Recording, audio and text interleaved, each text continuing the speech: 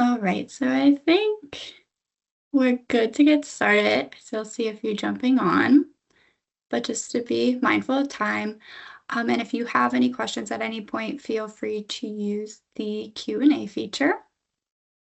So hello and welcome everyone to our well-being webisode titled Moderation, Movement, and Mindfulness, the Key Ingredients to a Healthy Holiday. My name is Emily. I'm a health services specialist here at Geisinger, and with me today I have Kelly Monahan. So Kelly is a senior health services specialist with our health and wellness department. She's also a registered dietitian and a certified health and wellness coach with a master's degree in health promotion. Today we are going to learn how to stay healthy over this holiday season through intuitive eating, through physical activity, and also mindfulness. So before we get started, I just have a disclaimer that the information being provided today is just to increase your awareness. It's not intended to be medical advice. And if you believe that you may have any medical conditions or if you have specific questions regarding your health, we do ask that you see and talk with your physician. So welcome, Kelly. Thank you for joining us today. Thank you for having me, and thanks for everyone for joining. Yeah, we're so glad to have you. So let's jump in from managing a healthy diet but still enjoying our favorite meals among the festive chaos. Sticking to a healthy routine can be especially challenging during the holiday season. So to start us off, can you tell us why it's so important we don't lose sight of our health during the holiday season? Yeah, definitely. So I would describe my philosophy when it comes to health and wellness, especially nutrition, as a realistic approach. So you should definitely have that slice of pumpkin pie on Thanksgiving, your favorite Christmas cookie on Christmas Day, because we know that over restriction and forbidding foods only leads to trouble later on. But I also think it's important to find balance. The holidays, they're not just one day, one meal, one celebration. I mean, looking around at my neighborhood, the holidays, they've started. So, I mean, if we look at the calendar, like Thanksgiving week to New Year's, that's 6 weeks. But I would argue that it started already. So, and that's 6 weeks filled with celebrations, parties, gatherings. And so if we totally let go of our health, our nutrition, our physical activity for 6 weeks, it's going to have a big impact on our health. Um, and I would say, is it just 6 weeks? I know I just mentioned that it starts earlier, but on January 2nd, the switch just stop and you're back to healthy eating? I mean, maybe, but that's probably pretty tough to do. So, to answer your initial question, I do really think it's important to keep your health in mind throughout this holiday season. But on the other hand, I don't recommend an all or nothing approach. Rather, finding balance between managing your health and enjoying the holidays. Yeah, and I think that makes total sense, and you make a lot of good points there. And the holidays, they mean a lot more meals and desserts to go around, and there's so much delicious food at our table, some we haven't seen in a while. We often eat with our eyes first. I think the title of today's webisode really alludes that moderation is key to a healthy holiday. And like you said, trying to find that balance. But I can also imagine that finding that balance can be tricky. Kelly, um do we have to avoid all holiday treats to stay healthy? Like, what does it mean to eat within moderation? Yeah, so absolutely not. We shouldn't, avoid all of our favorite treats. These treats are probably not something that you have very often throughout the year. I mean, how often do you have pumpkin pie? I mean, in my house, maybe I'm alone in this, but we only have pumpkin pie around Thanksgiving. So don't think it's realistic to not to not have it for that special occasion. And like I mentioned before, forbidding, over restricting does not yield positive results. It leads us to binging, overeating later on. So, it sounds corny and like we've driven it home already, but moderation really is an effective approach to these holiday treats. By definition, moderation means avoiding excess extremes. So, what does that look like when we're eating?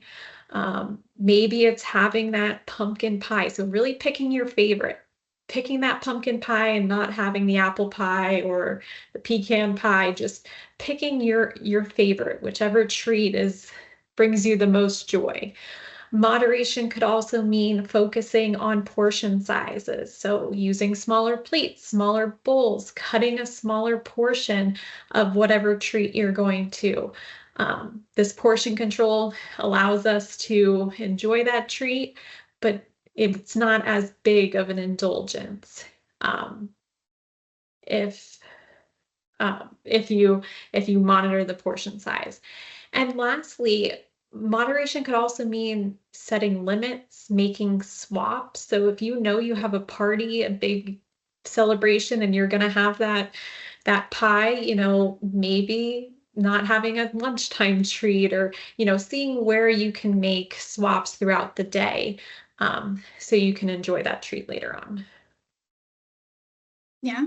And I think that brings a lot of light to what moderation means and what that can look like. And kind of shifting into something around the same, but a little different. Although it might not be the healthiest activity we might take part in, adult beverages are more common during times of celebrations, if we have traditions, or during the holidays. And I've read that alcohol can really sabotage some healthy habits during the holidays. Do you have any guidelines on drinking moderately during the holidays, or do you think it's best to just avoid completely? Like, what are your thoughts? Yeah, so if you do choose to drink alcohol, I'd recommend sticking to the recommendation that's out there by the American Heart Association of no more than 1 drink per day for women and no more than 2 drinks per day for men. I think it's so important to remember, like you said, about our health. These alcoholic drinks, they contribute a lot of calories and a lot of added sugar. Me personally, I'd rather get those calories and that sugar from my pie, my ice cream, than my drink. But once again, that's my personal bias. So yeah, if you're trying to monitor your health throughout the holidays, your drinks are definitely something you should consider adjusting. And I advise you to not just look at the alcoholic drinks, but what other drinks are you having? Soda more during the holidays, juices. They contribute calories, they contribute sugar. Um, we know that it's so important to stay hydrated for our health, but think about your drinks, alcoholic drinks, sugary drinks. They contribute calories, they contribute sugar, and they can also lead to dehydration. So how can we avoid this? So obviously drinking a lot throughout the day. If you're going to go to a party and maybe indulge in an alcoholic drink, making sure that you drink enough water throughout the day. Can you alternate? You're at a party, you're having a drink, a soda, an alcoholic drink, have that, and then have a glass of water. That's going to naturally kind of decrease the amount of other drinks that you are consuming. This probably sounds like a no-brainer, but water is honestly the best choice for your hydration and for your health. You could fancy it up, you could add some fruit, you could try seltzer water.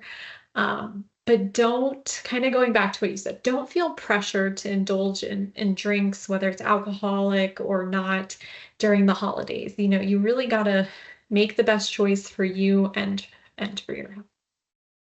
Yeah. And I think that's a great tip to take with us to really make the best choices for ourselves and to not feel pressured during the season. And as I was brainstorming some questions for today's webisode, I read a statement that said, don't skip meals before a feast because then you're likely to overeat. Is there any truth to this? And do you have any other healthy holiday eating or nutrition tips that you would like to share with us? Yeah, so I would definitely say there's truth to that. I always recommend that you follow your typical eating pattern, even the day of a holiday, of a big celebration, kind of saving up your calories for the big meal or the party. It's really not an effective strategy. It's just going to tend to lead you to overeating, and unhealthy patterns. So consistency is key. You want to be consistent with your intake throughout the day leading up to the celebration and even the days before the celebration. By being consistent, you will be less likely to overindulge. Um, I think the other part of your question, some other tips, I could go on and on, so I'll just, talk about a few here. So the first one I would say is to change your focus. The holidays are about making memories, establishing relationships. So don't view it just as a series of parties to eat and drink. Instead bring that focus back to, making memories, um, building relationships, seeing people you probably don't see too often. Another tip would be to, use these parties, these celebrations as an opportunity to socialize. Don't stand around the food, don't stay at the dinner table, get up, offer to help clean up, take the focus so much away from the food and like kind of ties into the first tip of really focusing on the relationship building. Um, I am a dietitian. I'm probably the person who brings fruits and veggies to parties. So I make a great guest. But, as a guest at a party, don't forget about those fruits and veggies. I mean, my husband, he takes the holidays as his pass. Like, I don't need to eat vegetables. It's Christmas, Kelly. But no, we should be including those those fruits, those vegetables. They provide so many vitamins, so many minerals. They're filled with fiber, which is naturally going to fill us up. So really don't forget to add those to our plate. And then lastly, remember the reason for the season. The holidays are about relaxing, celebrating, spending time with those we love. So it's not about anxiety over our food choices. It's not about strict dieting. So don't beat yourself up. If you have more of that pumpkin pie on Thanksgiving than you intended to, leave the stress, leave the guilt, because how we cope with stress and guilt usually is unhealthy eating.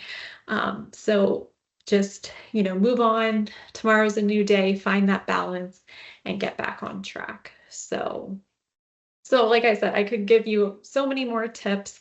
Hopefully at least one of those resonates with you.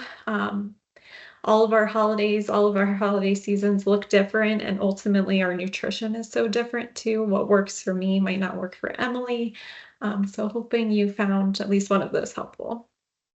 Yeah. And I think you had a lot of great tips. One, we could take a bunch of them with us, or maybe one, but you gave a lot of great tips there. So shifting into our next key ingredient, which is movement, right? Physical activity. So one of the most effective ways to stay healthy all year round is through physical activity.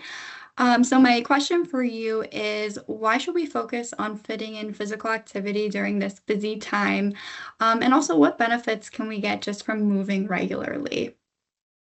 Yeah, so I think we can all probably relate to that when life gets busy, the first thing that goes out the window is exercise and our workouts. But like you said, exercise is a key component to our health. I always say you can't strive for good health with just nutrition. You can't strive for good health with just exercise. It's a joint effort, and we need to incorporate both. I'm sure we've talked before, but regular physical activity offers so many benefits, from weight management to stress reduction, boosting our energy, boosting our mood, improving our sleep, decreasing our risk of certain diseases, and the list goes on and on. So we don't want to miss, I defined the holiday seasons as roughly 6 weeks. So we don't want to miss out on these benefits for that chunk of time. So I'd say that's why it's so important to fit in exercise where we can throughout the holidays. We don't want to put it on hold till January like so many people do. Um, yes, I recognize you'll probably have to change it up. You're probably not going to be able to do the same schedule, same regimen um, during the busyness of the holidays. But still, by taking the time, getting creative to fit it in, it's going to be well worth it. Yeah. And I think we could agree there's a ton of benefits to partaking in physical activity. And like you said, it really is a combination of multiple things, nutrition and physical activity. And I know it could be more challenging to be active during the colder weather. We might want to stay bundled up inside by the fireplace or hot chocolate.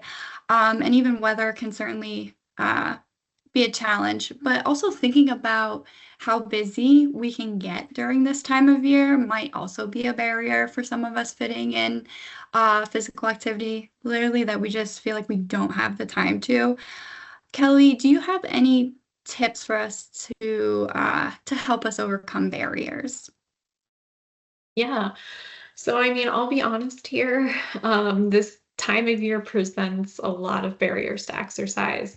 You named them: busy schedules, the colder weather, less daylight. In my house, we typically go for a walk every night after dinner. But as soon as daylight savings times ends, that it gets dark, that goes right out the window. We're not walking anymore. So, like I said, these are truly barriers. They're not just excuses, they are barriers. But the good news is they can be overcome. I feel like in our society, what I see a lot is if a um, if we can't do what we always do, so I can't go for my nighttime walk, we just give up. But that's not, we need to change. We need to pivot. We might have to get creative. So maybe my nighttime walk has to become a lunchtime walk or a walk right after work. If it's the cold, we can bundle up. Um, we might need to shift that exercise indoors, whether it's with equipment or getting a temporary gym membership or trying one of the many exercise videos I see when I'm scrolling on social media. Um, so my big takeaway here is that, don't be afraid to change. Try something new. You know, recognize what's the root cause of that you aren't exercising, and figure out a solution. You don't want to just say, I don't exercise in the winter. Do you need to get some people on board, family, friends, to help motivate you during this tough time? Do you need to get some winter gear so you can get out there? Do you need to add um, gym equipment to your Christmas list? Set yourself up for success. Find ways to be creative, and just don't just accept falling into the same pattern year after year. Yeah, yeah, I absolutely agree. And as we shift gears here, I'm going to talk about our third key to the to our healthy holiday, which is mindfulness. For some, this season can be one of the most difficult times of the year. For others, it could be a very happy time of the year. It could be different for all of us. Kelly, can you tell us what exactly is mindfulness and why is it so beneficial to practice? Yeah, so mindfulness is a practice that really focuses on being present in the moment, observing your thoughts, your feelings as they are, letting go of judgment, letting any thoughts come and go. Mindfulness offers many benefits, from decreased stress, increased focus, improved well-being, better memory. Um, and there's a lot of ways to practice mindfulness, and it can be, involved or applied to, many different aspects of our life. And you noted that mindfulness can help with stress reduction. When it comes to our overall well-being, I know stress can really play a big role in our health. We might think stress is unavoidable during the holiday season. There's so many more triggers during this time, like social gatherings you have to go to, buying the perfect gift, or even just trying to like search and find the perfect gift, let alone buying it. Or even it could be just the overall cost of the holiday season. It could be different for each and every one of us. Can you give examples of how we can practice mindfulness when we feel triggered by stressful events that could happen? Yeah, something, that you said there got me thinking the holiday seasons are stressful, and we know, I've said how many times today already that that's 6 weeks, so we can't let our stress just build up for 6 weeks without doing something about it, because that's just going to have an impact on our health, just like not eating well and not exercising. Letting our stress get out of control will impact our health too. So mindfulness is a strategy, a technique that you could use to combat the stress you might be experiencing. I've already mentioned there's so many ways to practice mindfulness. There's particular techniques like mindful eating, mindful walking, mindful coloring, and journaling. There's also a lot of mindfulness meditation techniques out there. One simple way that I like to, so if you're new to mindfulness, I say dip your feet in, don't jump in, but just try, finding a comfortable position or going for a slow walk and just observing the moment as it is. Pay attention to how you're feeling, what you're thinking, but let go of any judgments. Let them come, let those thoughts come and roll by. And ultimately focus on your breath, and where you are in that moment. Just by keeping your mind in the present, in the moment, not worrying about your future to-do list, really can help you lower your stress levels. So kind of that little exercise I just laid out, this can be done in 5 minutes wherever you are, whenever you need it. Maybe it's in the morning, maybe it's before a big presentation at work or at the end of the day. No matter There's no right or wrong way to practice mindfulness. Just, it is a practice, so it might feel uncomfortable but at first. So just keep going, and find what works for you. Right. And I think those are great ways to practice mindfulness. We could really do it anywhere, practice it anywhere. And sometimes it is easier said than done. And I know we can get caught up in worrying about the future and everything upcoming, but truly, like you said, staying in the now, in the present, I know is something that's especially helpful for me. And with Thanksgiving right around the corner, something that comes to my mind when I think of Thanksgiving is all the gratitude or being thankful. During this time, we hear a lot more and about gratitude, which can be a form of mindfulness. So, Kelly, what are some ways we can incorporate gratitude into our daily lives, not just during the holidays? Yeah, so gratitude is a positive emotion. That obviously it centers on being thankful and appreciative. And I mean, it sounds easy, but how often do you truly practice gratitude? Um, you're right, it comes up this time of year more so than it does any other times, but it's really something we should be thinking about all year long. It's not complicated. It doesn't need to be complex or time consuming. Practicing gratitude could be simply pausing to really enjoy a moment, allowing yourself to absorb those good feelings.